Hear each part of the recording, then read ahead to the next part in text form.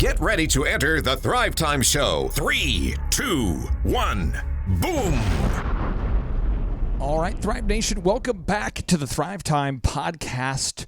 My name is Clay Clark, and today during the podcast, we're breaking down the daily morning habits and routines of a top-level performer, none other than NBA Hall of Famer, basketball player, and successful entrepreneur, my dear friend and partner, David Robinson. And for David Robinson, he's spent 14 years in the NBA as a Hall of Fame basketball player. He won 2 National Basketball Association championships, 2 NBA championships he won, 2 gold medals in the Olympics, and he was an NBA MVP. He had success in the game of basketball in every possible way you could fathom. But yet off the court, he's had much more success than he had on the court. And I think a lot of it comes down to the kind of person David Robinson is and how rigorous he is about being disciplined, about designing each day, making every day count. And so during this interview, I had an opportunity to ask David Robinson, how do you, David, how do you design each day? What does your morning routine look like? When do you get up? What do you do when you get up? How do you design your day and ultimately ordain your destiny? So now, without any further ado, my interview with David Robinson.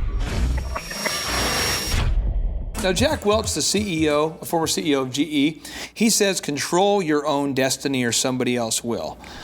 So the idea of taking control of our day is sort of it's an idea it's new to a lot of people. I know it was new to me. Yeah. What do you do during the first hour of your day to kind of take control of your day? And what do you do every day that's sort of like your routine when you wake up? Prayer for me. I mean, that gets my mind in the right place. It gives me a right perspective. You know, going into your day, there's always 1,000 things that are drawing your attention. Everyone wants you to call them. All kinds of things need to happen. There's pressures. There's things not going right. There's things, that are pending. There's always 1,000 things. And so for me, prayer kind of gives me a sense of I don't want to say the lack of importance of those things, but the proper perspective of those things. And that failure isn't really failure. And it's all in God's hands. So as I pray, it helps me to put those things in the right order. And if I don't fail if I don't succeed in a particular area, then I understand, hey, maybe this is an opportunity for me to learn and to grow. Now, I'm only asking you this because I know that you've preached a few sermons, and I know that you're a man of God, and this is something. When you say you pray, how much time do you devote to prayer?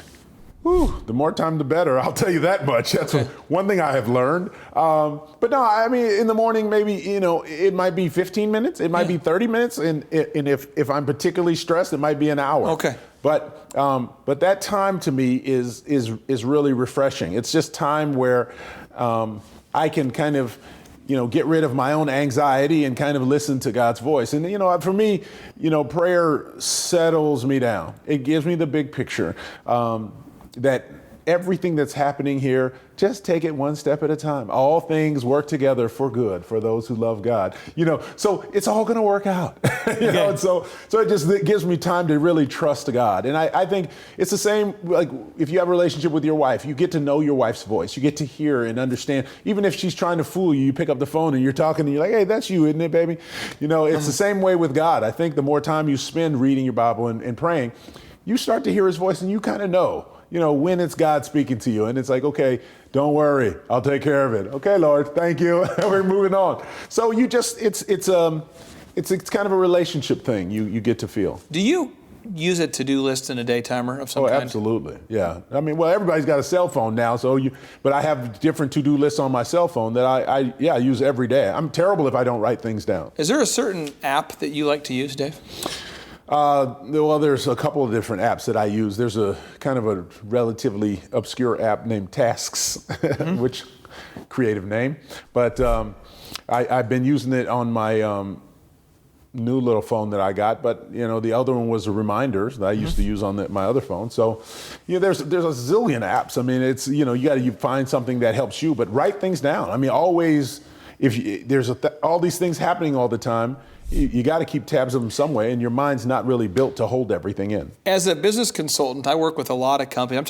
I work with dentists and neurologists and plastic surgeons and all different people that have very fancy titles and big companies, and then people that have small businesses. And what I find, there's a huge separation. It's almost like the people without day timers and to-do lists are stuck here.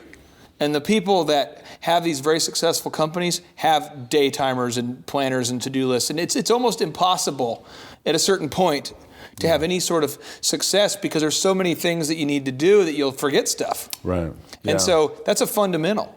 And our minds are not built to, categorize and prioritize all of our things that need to get done that day, that week, that month, our goals for the week, the month. So it's, unless you're brilliant and you can memorize everything, it's better to just write it down, and you can always refer back to it. It keeps you on point, on target.